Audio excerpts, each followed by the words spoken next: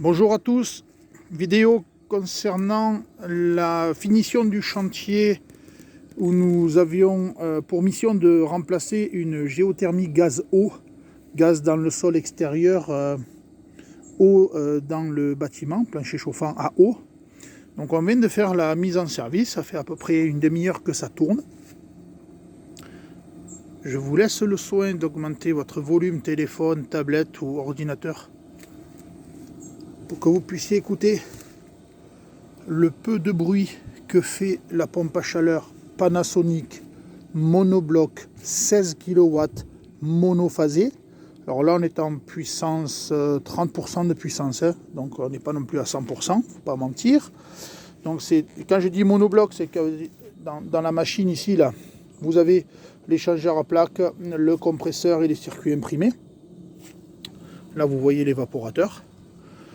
Donc pour ceux qui me suivent depuis longtemps, habituellement je posais une marque allemande.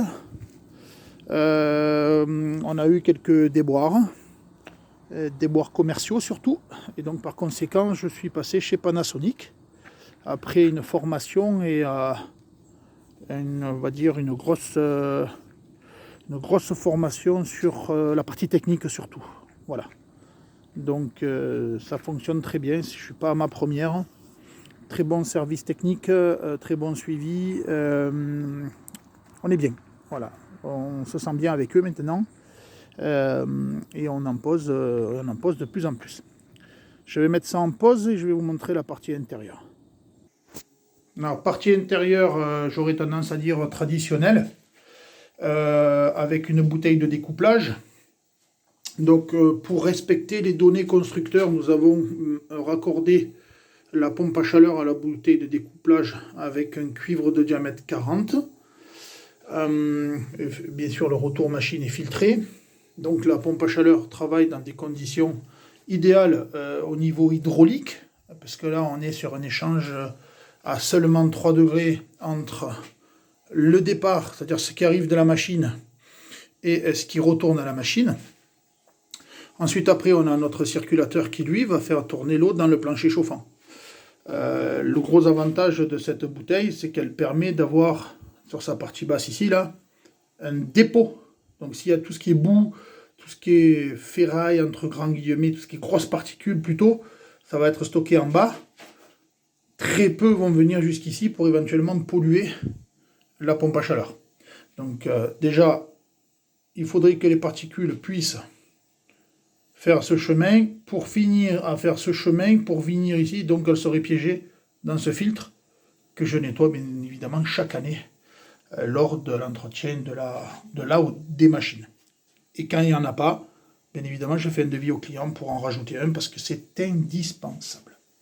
Bon, traditionnellement, le vase d'expansion. On a toujours pareil notre soupape de sécurité. Donc là, on est sur on va dire une installation, tout ce qu'il y a de plus basique. Ici, comme vous pouvez voir, c'est la soupape différentielle, c'est-à-dire que si les planchers sont emboués, elle va venir ouvrir légèrement le débit pour protéger le circulateur électronique qui coûte de plus en plus cher.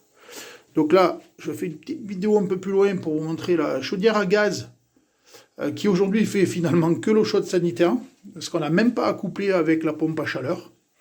On est en 2023 et la cliente a pour but en 2024 de positionner un ballon pour faire l'eau chaude sanitaire qui remplacera cette chaudière à gaz. Voilà.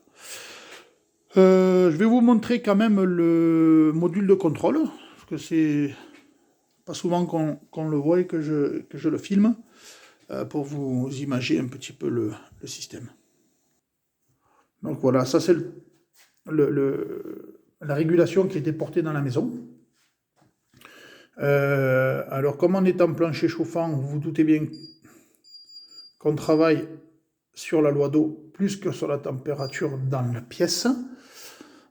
Donc c'est vraiment un système hyper ludique.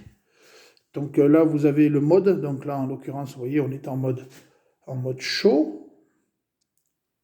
Ici on dit à la régulation de rester sur ce qui lui a été donné, et ici vous avez la température extérieure.